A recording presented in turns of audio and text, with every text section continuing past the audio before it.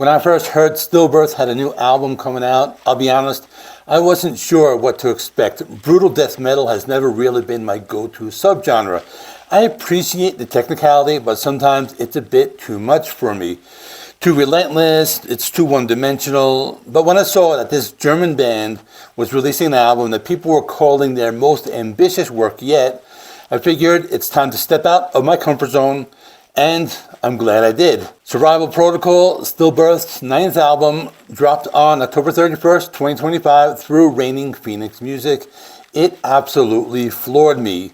Not because it's softer, it's still brutal as hell, but because it's so smartly constructed, sonically diverse, and musically adventurous. This is not your average slam or brutal death metal record. It's carefully crafted, concept-driven, and it manages to be savage, cinematic, and surprisingly listenable for someone who doesn't live on blast beats.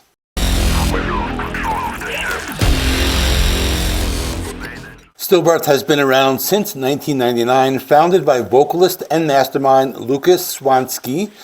They started as a tongue-in-cheek, brutal surf death metal outfit known for their wild stage presence and sense of humor. Think blast beats in board shorts, but over the years, they've evolved into something much more refined and musically complex. With Survival Protocol, they're closing out a sci-fi trilogy that began with Annihilation of Mankind in 2018 and continues through Homo Deus in 2023.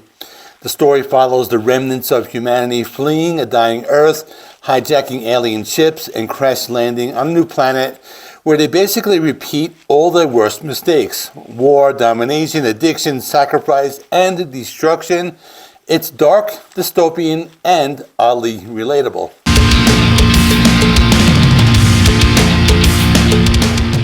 Musically, the album is massive. It's brutal death metal at its core, but Stillbirth takes it in all directions that you didn't see coming.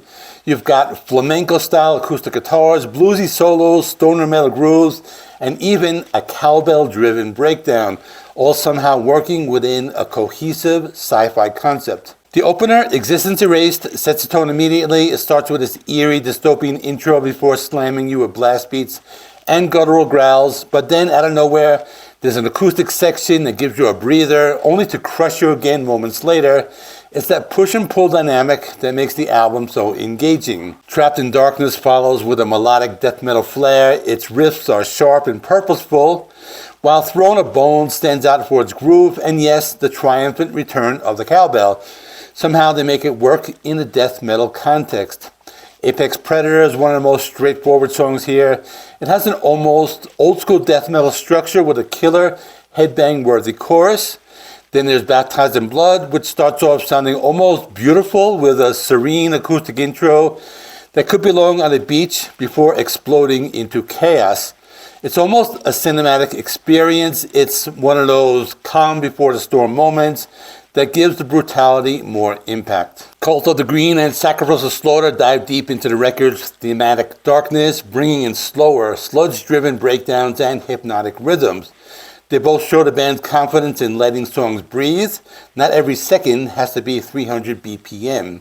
The title track, The Survival Protocol, blends hardcore energy with brutal death precision, and one of the most infectious moments on the record. But my personal favorite, that goes to Kill to Rule. It's what Lukas Swanski calls a Stillbirth-style ballad, and I totally get it. It starts with a calm, melodic intro, eases into a stoner metal groove, and then builds towards this explosive double guitar solo finale. It's an epic closer that perfectly wraps up the album's conceptual and musical journey.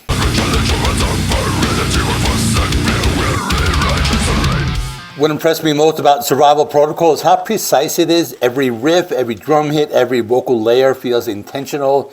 There's none of that wall of noise effect that can sometimes plague this kind of music. Swanski handled the mix himself, and it's immaculate. The guitars cut through cleanly, the bass is punchy, and the drums sound absolutely monstrous without being overbearing. Drummer Martin Group deserves a ton of credit here. His performance is pure chaos and control in equal measure. He drives the album's most intense moments while knowing exactly when to pull back and let the songs breathe. And Swanski's vocals, well, they've been doing this thing for over 25 years. he's still a beast. He shifts effortlessly from deep growls to demonic gurgles and those trademark pig squeals, all while maintaining an insane level of control.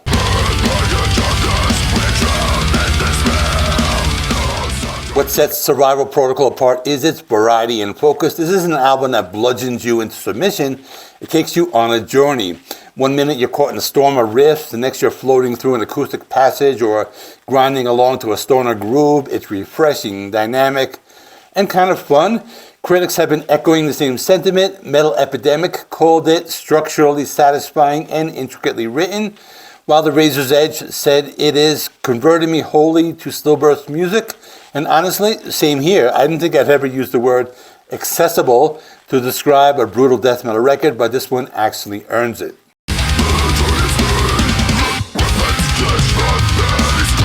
After 26 years, Stillbirth could easily coast on their reputation, but instead they're experimenting more than ever.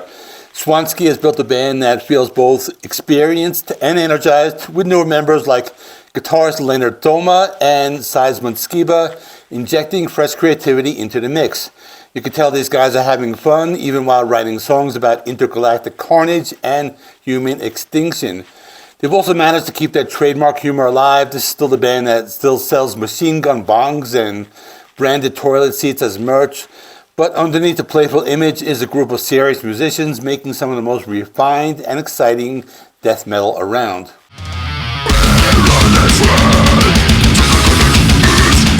Now for my final thoughts. Survival Protocol blew me away. It's brutal, it's technical, it's conceptually rich, and most importantly, it's engaging from start to finish.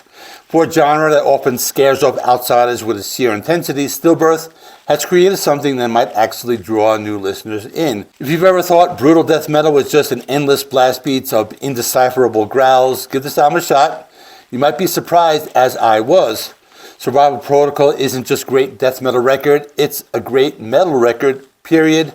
I went in expecting chaos and came out impressed by the craft. So I'm actually going to give this a high score. I'm going to give it a 9 out of 10. I usually don't give these types of albums from this genre such a high score, but I think this one's really good.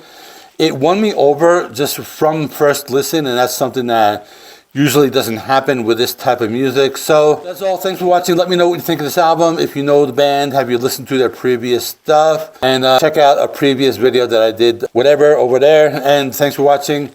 Please like this video. It helps me with the YouTube algorithm. Please subscribe if you have not already. I do rock and metal reviews, rankings, and more.